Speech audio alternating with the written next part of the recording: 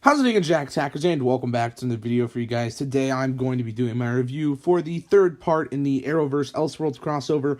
But first, remember, if you guys are new, make sure to check out my social media and vlogging channel down in the description below. And without further ado, let's get into this.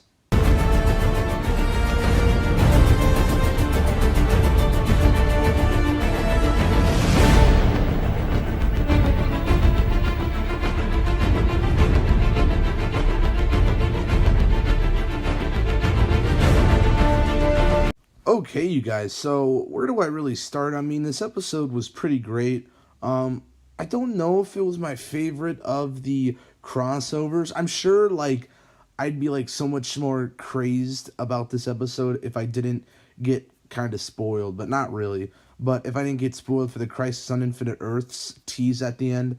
But to be honest, if I saw that, firsthand, without getting, spoiled, I would have been like, yo... And that would have made the episode probably 10 times better, I guess. But no, this episode was good. I'm not saying that it was bad. I think it could have been a bit better, but for the most part, this episode was pretty great. I mean, I can't lie. I had a good time watching this to see the other reality that John Deegan has rewritten and stuff like that, and to see other characters and what they're up to and stuff.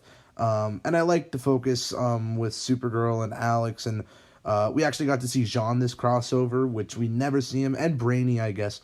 That was cool to see the Supergirl characters to show up, since they're usually not in crossovers. We usually see Team Flash and Team Arrow. We don't really see Team Supergirl that much. So it was good to see them, I guess, especially this being the Supergirl episode. So it was just cool to see, everyone, what they were up to and stuff, and to see Black Suit Superman and him fight against Superman, regular Superman. And apparently he's Bizarro on that Earth, or in that reality, I should say. So that was kind of interesting.